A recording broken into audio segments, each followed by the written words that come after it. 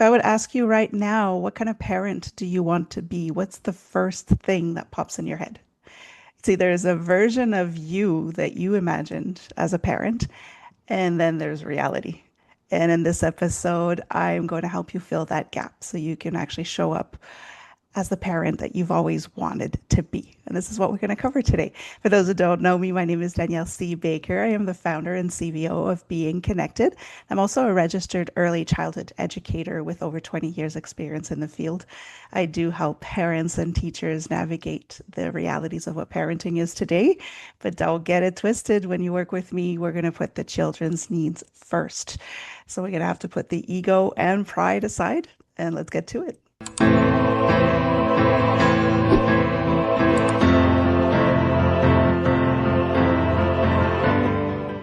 Hello, hello, hello, and welcome to the Talk to Danielle podcast. I am your host, Danielle C Baker. And before we get started, be sure to like, follow, and subscribe to whichever channel you're listening or watching from. And of course, this is season 4. So I do invite you to have a look at the previous 3 seasons. There may be some topics there that resonate with your reality today. They are timeless, so you can go and have a look there. We're going to jump right in with this very important topic, and it's actually at the root of all the work that I do in this industry. And it just relates to our values. Everything starts from there. Our values are our compass. And so it helps us navigate the world in the way that we want to show up. They are who we are. Nobody can negotiate your values with you. They represent you. So it's important to align our lives with our values. And that's something that we don't actually do. We're not taught what to do with our values. Many of us don't even know what our values are. So I like to refer to the fact that in business, there are organizational values that business organizations abide by, I guess I could say. And there's strategic planning every 3, 5 or so years where they review everything to make sure that the values are aligned with the organization's mission and vision and course correct if we need to. And that's exactly what that is. Values are your compass.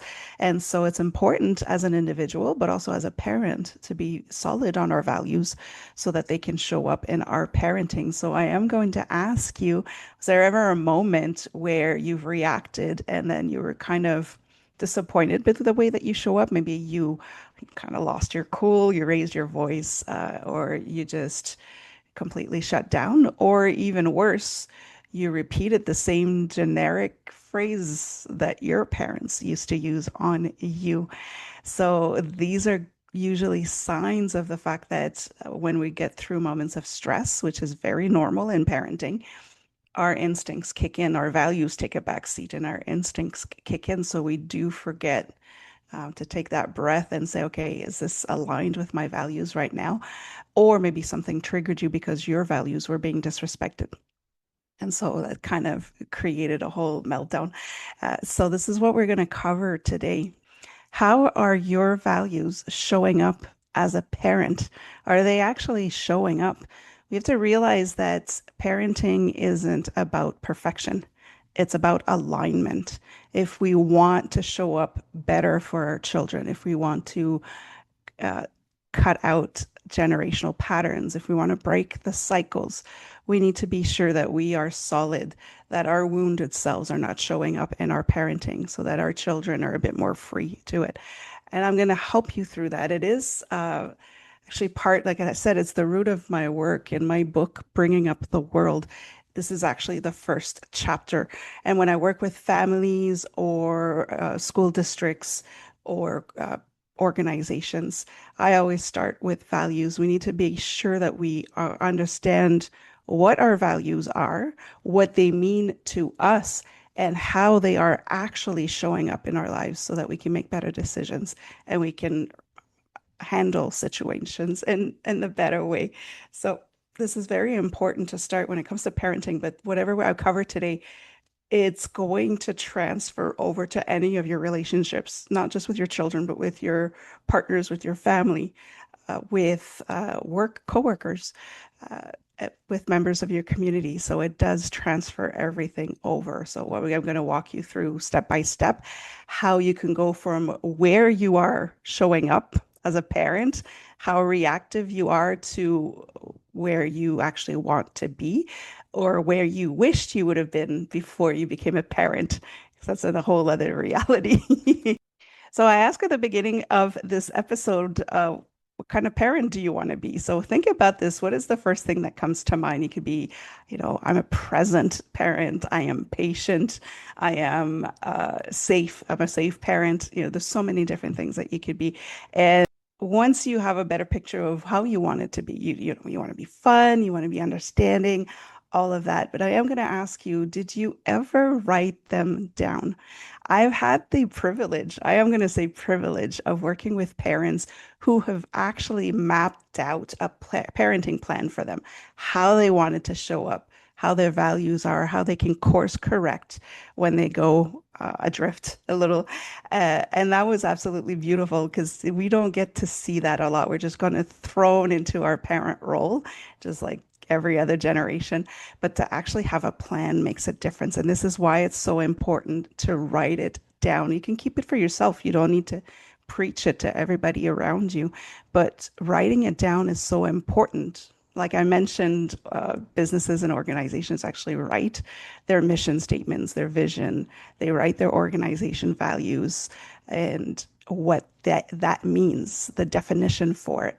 And then they base their decisions um, from that. So any decision that needs to be made, any conflict that needs to be resolved will be done according to the organizational values. So when you're working with a team, it brings everybody back to the path we were taking together. So this is why it works great with families. Whether you're a single parent or not, you do have quite a few people around you that influence you and your children.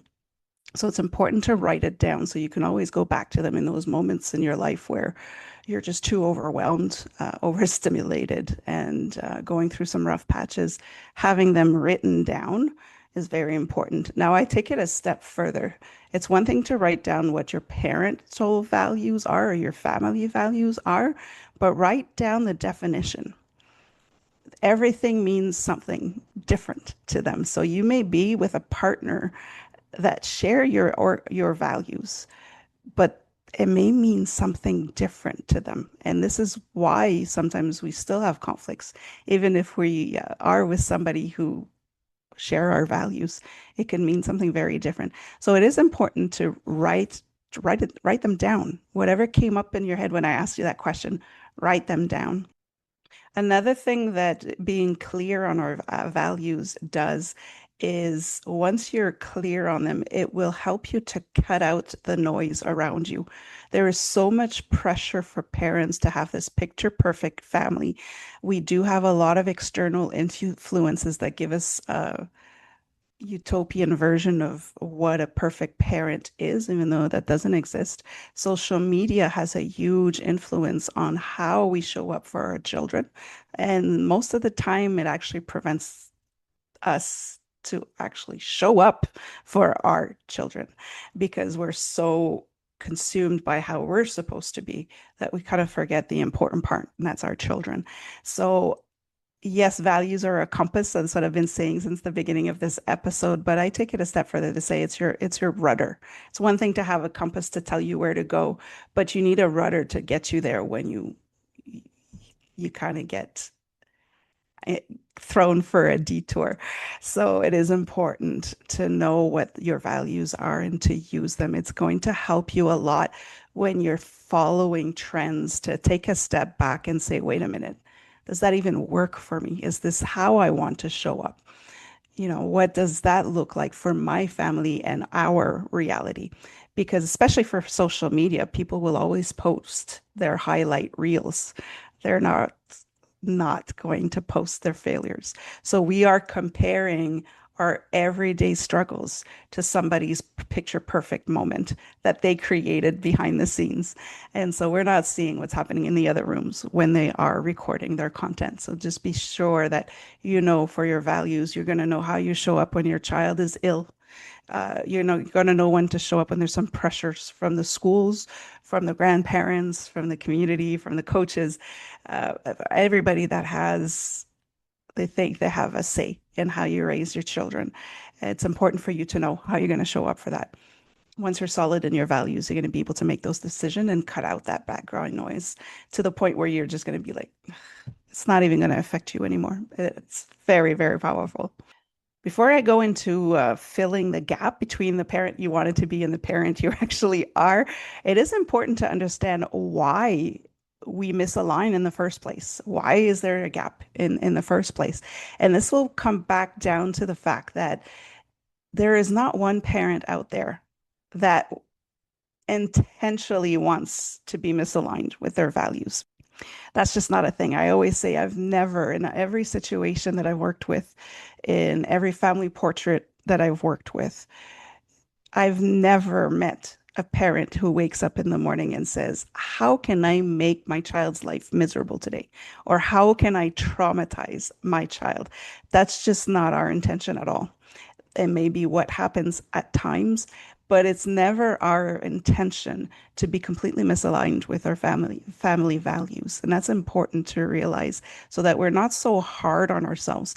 And it does help to take the shame and the guilt away because when we come back to ourselves after a moment of stress, we're going to start ruminating over how we handled the situation and not be too proud of how we handled it.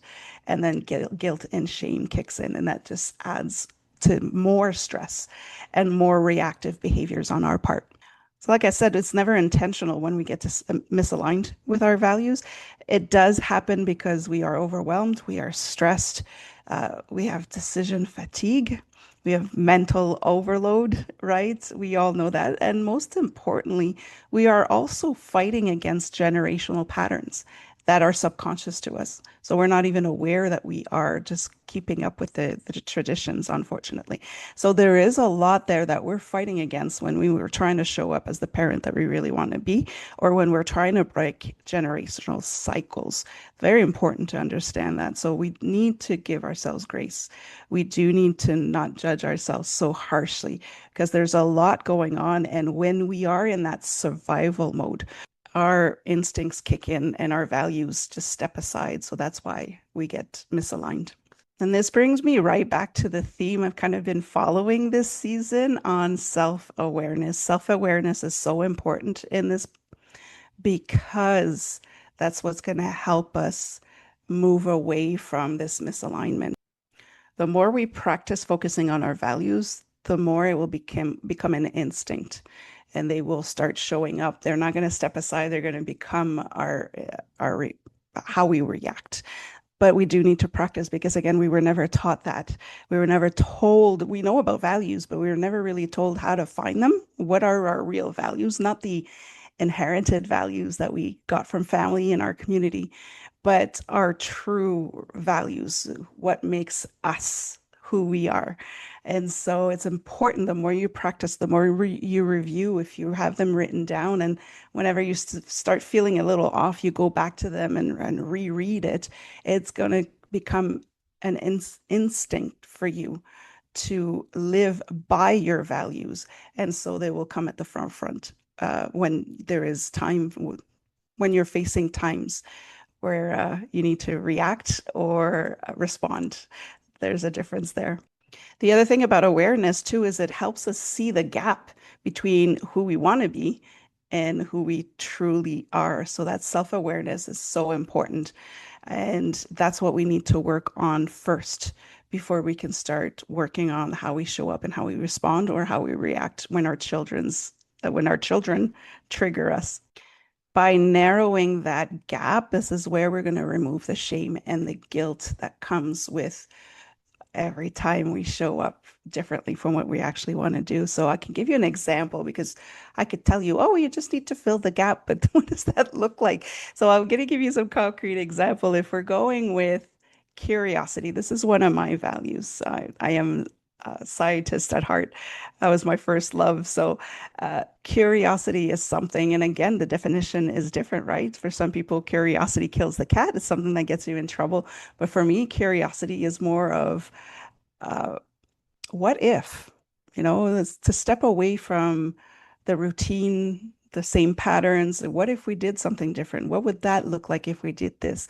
What is the reason behind our behaviors? So in terms of curiosity is I want to respond with curiosity. So your child's behavior when you're nurturing your curiosity value would be like, okay, what's the reason behind the behavior? Why did my child react this way?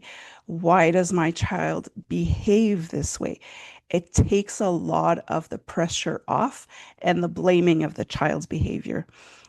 The child is speaking to us. It's a form of communication. Their behavior is a form of communication. So when curiosity, as an example, is your value, and you're thinking, okay, so I'll just respond with curiosity by asking questions.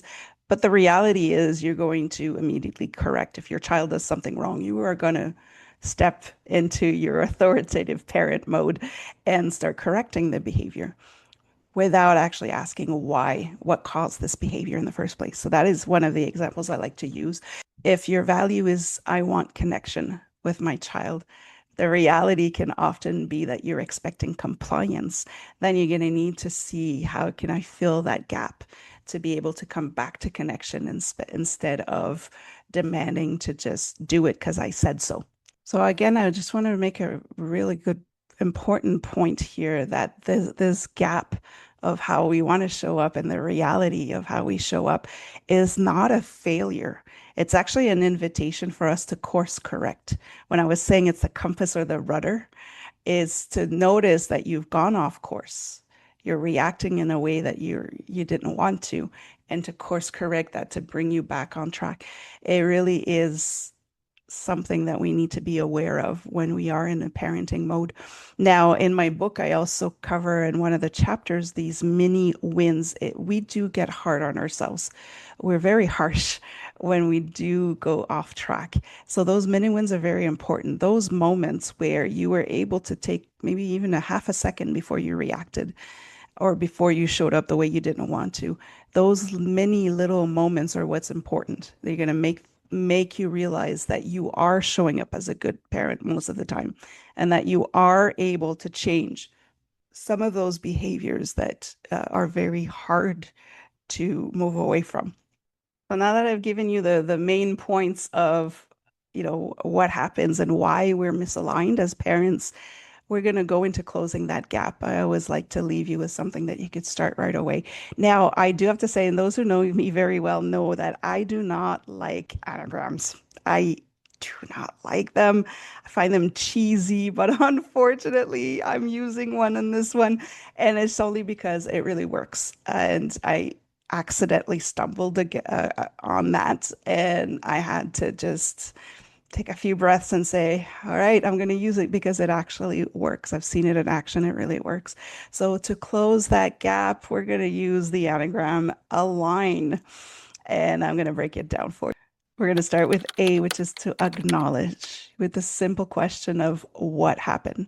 You're not giving excuses. You're not, no, there's no room for shame there. It's just what happened. Describe what happened. I yelled, right? I was emotionally unavailable. Just straightforward, short sentence. What really happened? Take the emotions out of it. What happened? That's your first step, is to acknowledge really what happened. The next step is to look within. That's your L.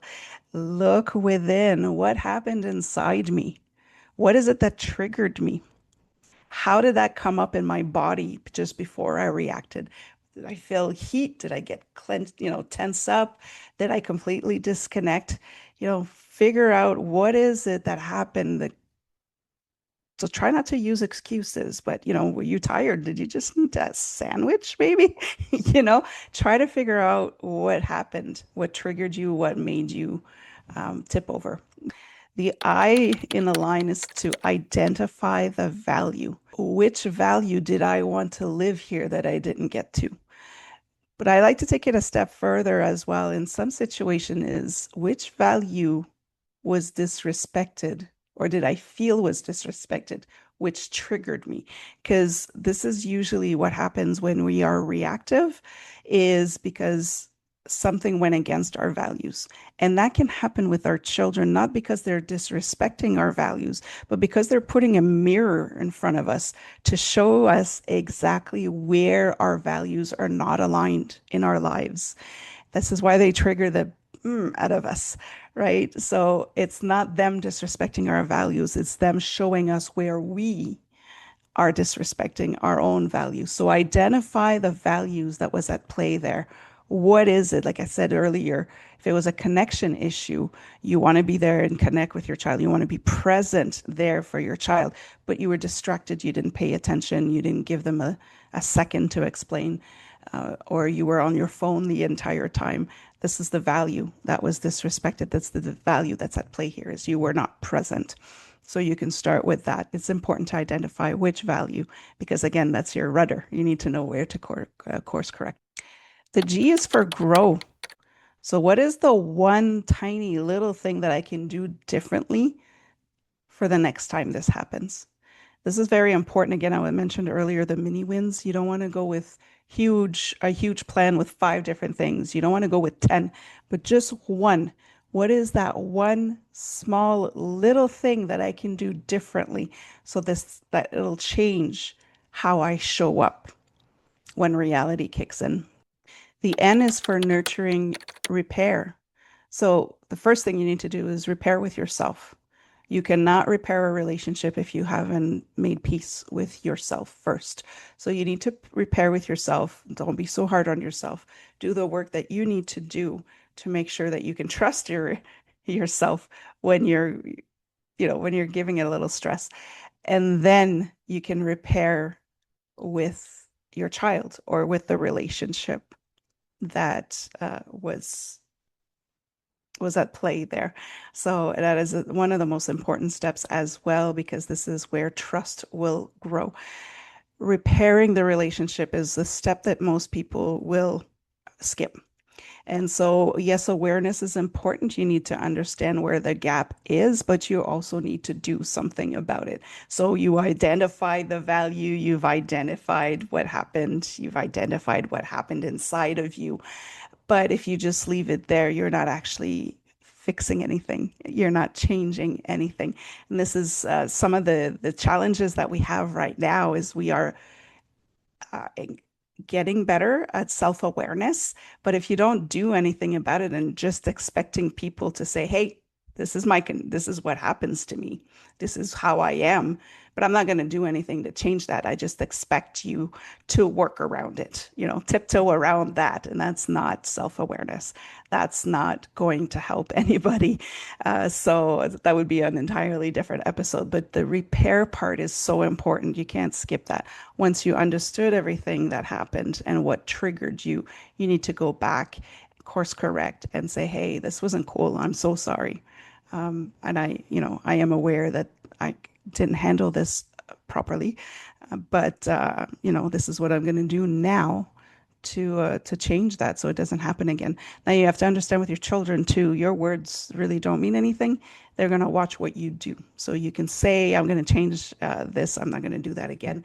But if you don't actually do it, they're not going to believe you. So this is why I say trust grows here in the repair phase. If you've hurt your child or your partner or whoever, if your actions are not showing that you're making progress, that you're changing things, they're not going to trust you. So it's very important. You can't miss or skip this step. So I'm finally going to leave you with how you can live with your values on a daily basis. Now, I do have a course on a YouTube course that is free, and it goes basically in line with the first chapter in my book in finding what your true values are, not your inherited ones, and to identify them, to give them a definition, and to define how that shows up in your life and how you can correct that so that you are aligned with your values in every aspect of your life. But for this one, I'm going to leave you with a little experiment for this week. So I want you to choose one value, not five, not 10, but just one value. And every evening, ask yourself, how did that value show up today? Well, let's use connection as an example. And you would ask yourself every night, Did my child experience connection with me today? Now, we're not looking for a huge thing. It's any little moment. This is when I talk about micro wins, but every little moment, one tiny little moment where there was a moment of connection with your child, it is important to notice them so that they can show up even more in your daily life. So this week, that's all you do. Choose one. And, in my case, if it's curiosity, it's just like, when did I actually ask one question instead of react right away, instead of correcting right away? Uh, can I ask the one question before I jump to conclusions? This would be another example of what to, so I do invite you to give it a try this week, and you can add in the comments or reach out to let me know how that's going for you. But it's just to take it a little step forward, and actually doing something about it right away will help you grow exponentially. These changes, these tiny little micro changes, change so much, and it grows. It really does grow exponentially. Things get better so much faster if you just implement a tiny little thing every day. It's very important to remember that our children don't need perfection from us. They just need consistency. So if we can do this a little bit every day, uh, it does make a world of difference for them. So I'm going to leave you with that today. I just want you to remember that your values are not to be used to judge who you are as a parent. They really are there to guide you and to help you get back on track when you drift away a little bit. Every parent drifts. Let's make that clear. We all know it, but we don't all see it every day. We're seeing a utopian view of what parenting is, but every parent drifts. Every parent has moments where they wish they could take back. So don't be too hard on yourself when you do slip. It happens. We're humans. That's what makes us human. So just keep doing the work that you need to do to show up as the parent that you always wanted to be, and maybe the parent that you needed as well. So if you want to know more about realigning with your values, I do invite you to get the book, Bringing Up the World. Like I said, we start with the parent first. We need to work on you before you can work on your children. And so you can get that on Amazon. I will put the link below. And I do invite you, if you do want to do a little bit more work, it does take time. There is the course on YouTube channel, and you will get, I believe it's 6 modules with some work that you need to do, and supporting resources as well. But I work with 9 environments in your life, working with financial relationships, your digital world. How do your values show up there? So I work in 9 different environments. So if you're interested, you could go check that out as well. And don't forget to like, follow, and subscribe to whichever channel you're listening or watching from. And until next time, stay safe, stay awesome, and we'll talk soon.